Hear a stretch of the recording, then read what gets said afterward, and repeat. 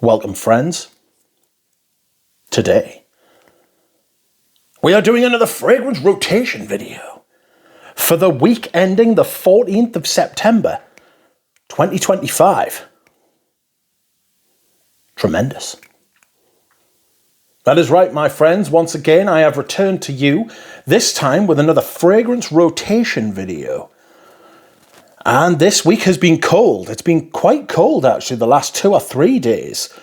I've been surprised, even when I've had layers on and a cover. I've been like, oh, it's brass. I can't be dealing with that. But not to worry. The perfumes have seen me through once again. And I think you will quite like the rotation I have ahead for you. So let us start. And on Monday, I wore this. This is Volutes by Diptyque. One of their lesser talked about perfumes, actually. There's not many people talk about this at all, but it is wonderful. It's very sweet, iris. Maybe a little bit of tobacco, cinnamon. It reminds me a bit of Tabac Rouge by Fedon, but it's in that vein of Tobacco Vanille. It's one of those sorts of things. Just Tobacco Vanille is just it's too much. I don't like Tobacco Vanille. I think there might be too much vanille and not enough tobacco, you know. But this fits in with the Diptyque sort of range. It's much more classic French sort of thing, but it's got that big iris. Without being blousy, it's got honey. So it's got like that sort of honey tobacco thing going on. There's a little bit of sourness in there. There's a little bit of like warm spice, a little bit of something a little bit spicy. A bit resinous, thick, a little bit dank as well. Great perfume. I think I've reviewed this actually, so you can go and watch that video if you want. I have a whole playlist of reviews. An entire playlist at your disposal. Anyway, next up, I wore something completely different because it was actually quite warm on Tuesday. And so I busted this out, and this is Royal Oud. Royal Oud by Creed. This is starting to get a nice little dent in it, actually, isn't it? It doesn't hurt that the old Creed atomizers were like fire hydrants, you know? But I do wear this. I do wear this more and more. I actually found a backup bottle that I forgot that I had, which is always a nice feeling, isn't it? So this is much more cedar, pepper sort of thing. It's more like a hint at oud. Oud. It's more of a hint in that direction than a full-blown oud perfume, you know? It's about as close, well, I've said it's about as close as you're going to get Creed to going towards oud, but they've been doing a couple of ouds recently, haven't they? They've recently released oud, I was going to say oud Zeroki in there, oud something. They've released oud something recently, oud Zafira. What was that? Creed, oud Zarian. Oud Zarian. I don't know, man. It's kind of naff. This is the sort of thing Creed used to do, though. It smelled very high quality, fresh, expertly blended, a little bit creamy, a little bit woody, a little bit spicy. Very different from the previous offerings, though. It has a material in it called Impression Cedar Wood Heart by LMR, which is a Laboratoire Monique Remy. I know this because I have another perfume with the same material in it, and it's extremely potent and extremely similar. Just that material, though, not the rest of the perfume. It's called, I think it's called Impression Cedar Wood Heart, actually, by Ostens.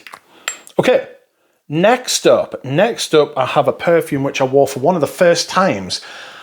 And this is quickly becoming one of my favorite patchoulis. This is from L'Artisan Parfumier, and it is Patchouli Patch. Patchouli Patch. This is wonderful. It's got that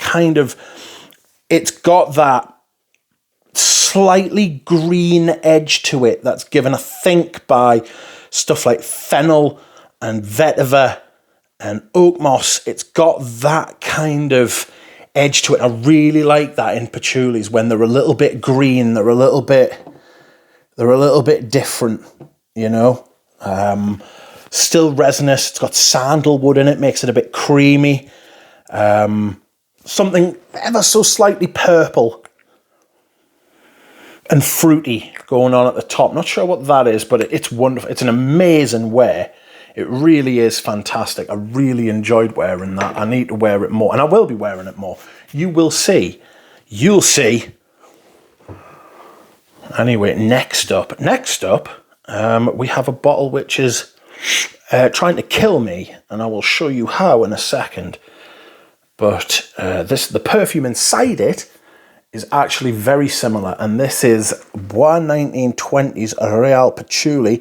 As you can see, there's been a bite taken out of there. Obviously got hungry in the middle of the night, and there's a bite taken out of it there as well. So, careful. That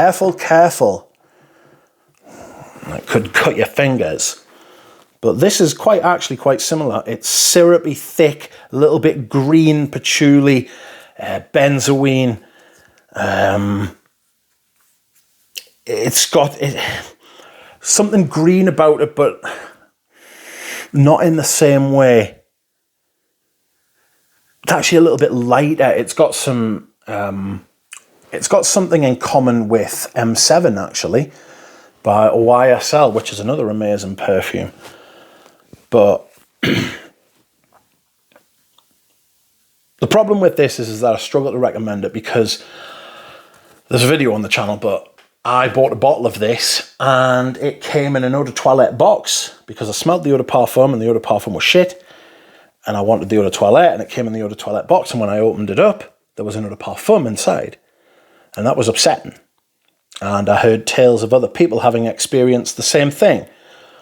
And that was my experience with a Bois 1920. And I was not happy. I was not happy, friends.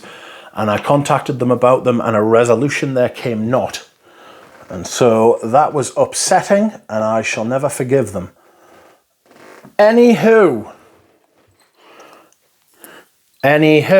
next up, we have on Friday, I wore Eau Noire, vintage Eau Noire. Well, middle vintage Eau Noire. This is lavender. Immortelle. It is, what else are you?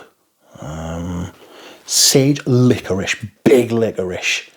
It's got big licorice in it. Coffee. There's an alleged note of strawberry in here. Outrageous. I'm sure I get bits of strawberry from it. But